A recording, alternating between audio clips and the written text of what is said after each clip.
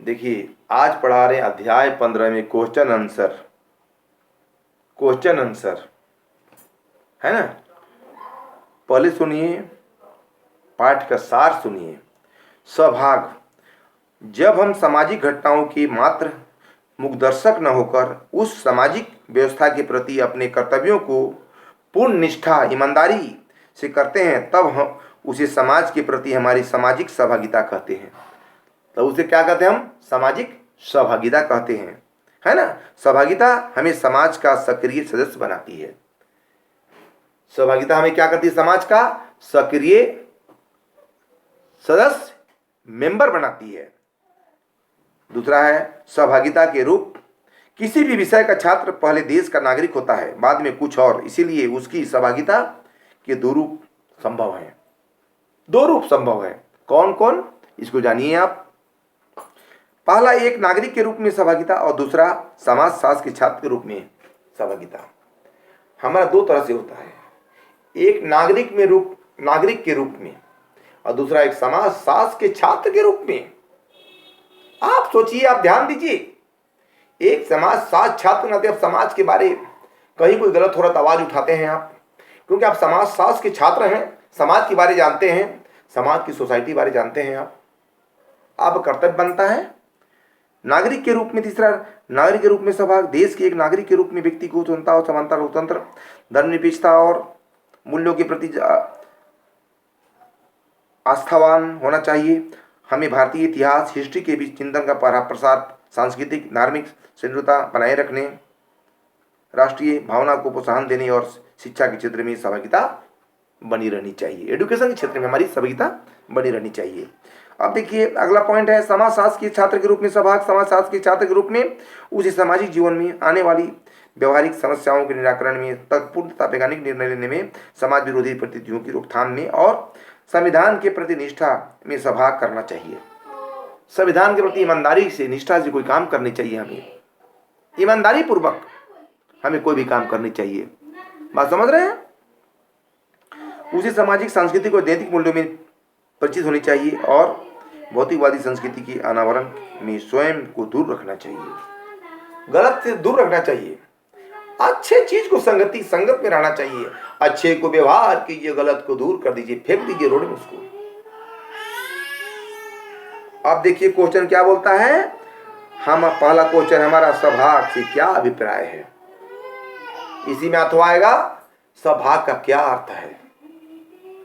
इसी में क्वेश्चन आएगा स्वभाग से क्या समझते हैं। इसी में क्वेश्चन आएगा स्वभाग की व्याख्या कीजिए। आंसर क्या होगा? एक होगा।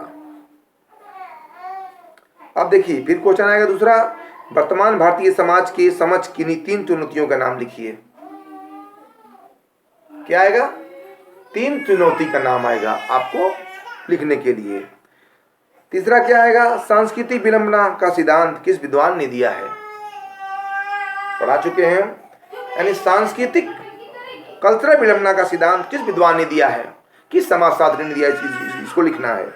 चौथा, अगस्ट कोम्टे ने समाज के विकास को कितनी अवस्थाएं बताई है। अगस्ट कोम्टे ने समाज की कितनी अवस्था बताई है, इसको लिखना है। पांचवा क्वेश्चन है, भारतीय संस्कृति का स्वरूप किस प्रकार का है। कल्चर किस प्रकार का भारतीय संस्कृति का है, ये पढ़ा चुके हैं। और लघु उत्तरीय प्रश्न आएगा, शॉर्ट आंसर टाइप क्वेश्चन, लघु उत्तरीय प्रश्न आएगा। ये 4 नंबर का है, 2 नंबर का बताइए। अति लघु उत्तरीय प्रश्न 2 नंबर का, लघु उत्तरीय प्रश्न है ये 4 नंबर का। सुनिए क्या है। संक्रमण काल से आप क्या समझते हैं, इसी में आएगा। अथवा संक्रमण काल का क्या अभिप्राय है, क्या समझते हैं, क्या अर्थ है। आंसर एक होगा। दूसरा में आएगा, भारतीय संस्कृति एक मिश्रित संस्कृति है, समझाइए। लिखना है, मिश्रित संस्कृति है, एक दूसरे के बिना कोई काम नहीं हो सकता है। इसको पढ़ा चुके हैं, डिटेल में लिखना है। तीसरा लिखना है, भारत के एक नागरिक के रूप में राष्ट्रीय भावना को बढ़ावा देने में हमारा सहभाग क्या हो सकता है। हमारा नागरिक होने के बाद सहभाग में क्या हो सकता है। अच्छी रुचि होगा, ईमानदारी होगा, पढ़ा चुके हैं, लिखना है इसको। अगला क्वेश्चन है, देश के लोकतांत्रिक और धर्मनिरपेक्षतावादी स्वरूप को बनाए रखने में हमारा सहभाग स्पष्ट होनी चाहिए। हमारा देश के लिए सहभाग स्पष्ट होनी, ईमानदारी होनी चाहिए, ईमानदार होनी चाहिए। हमें ईमानदारी पूर्वक निष्ठापूर्वक काम करनी चाहिए। हम पढ़ा चुके हैं आपको। अब देखिए 6 नंबर क्वेश्चन आएगा, क्या आएगा? दीर्घ लघु उत्तरीय प्रश्न, इंग्लिश में long answer type question, long answer type question, लघु उत्तरीय, दीर्घ उत्तरीय प्रश्न, दीर्घ उत्तरीय प्रश्न, दीर्घ उत्तरीय प्रश्न, ये आएगा लॉन्ग आंसर टाइप क्वेश्चन, लंबा आंसर लिखना है 6 नंबर का आपको इसमें। पहला क्वेश्चन, देश और समाज के विकास में हमारा सहभाग क्या हो, इस कथन की व्याख्या कीजिए। देश और समाज में हमारे सहभाग क्या हो, डिटेल में लिखना है। देश समाज के विकास में हमारा अहम भूमिका हो, हम पढ़ा चुके हैं, डिटेल में लिखना है, एक पे लिखना है, आपको फुल नंबर मिलेगा आपको। सेकंड क्वेश्चन, देश के एक नागरिक के रूप में हमारा सहभाग क्या है, पढ़ा चुके हैं अभी आपको। देश के सहभाग के रूप में, नागरिक के रूप में हमारा सहभाग महत्वपूर्ण है। हमारा कर्तव्य बनता है एक ईमानदार नागरिक, एक समाजशास्त्र छात्र के नाते, समाजशास्त्र विद्यार्थी के रूप में हमारा सहभाग देश के लिए महत्वपूर्ण होनी चाहिए। ईमानदारी पूर्वक काम करनी चाहिए, निष्ठापूर्वक हमारा विशेष योगदान होनी चाहिए, पढ़ा चुके हैं। अब देखिए, आइए बहुविकल्पीय प्रश्न, मल्टीपल चॉइस क्वेश्चंस, 4 ऑप्शन में एक सही होगा। बहुविकल्पीय प्रश्न, मल्टीपल चॉइस क्वेश्चंस, इसमें 4 में एक होगा। पहला सुनिए, भारत के नागरिक के रूप में किन मूल्यों के प्रति हमारे सहभाग का होना आवश्यक है। पहला, भारत के नागरिक के रूप में किस मूल्य के प्रति हमारी सहभाग होना चाहिए। ए में है समाजवादी मूल्य, 2 में धर्मनिरपेक्ष मूल्य, तीसरा में लोकतांत्रिक मूल्य, और चौथा में उपयुक्त में सभी होगा, आंसर डी होगा। दूसरा में सांस्कृतिक विलंबना, कल्चरल लॉग लेख की अवधारणा का संबंध है, मैकाइवर से है, आगबर्न से है, स्पेंसर से है, दुखिम से है। सांस्कृतिक विलंबना कल्चरल लेख की आवश्यकता है, बी होगा आंसर, आगबर्न से है। अब आइए तीसरा क्वेश्चन, 3 अवस्थाओं का सिद्धांत यानी लीग ऑफ 3 स्टेज निम्न में किसने दिया है। कार्ल मार्क्स ए में, बी में अगस्ट कोम्टे, मैक्स वेबर, दुखिम, किसने दिया है। 3 टाइम स्टेज अगस्ट कोम्टे ने दिया है।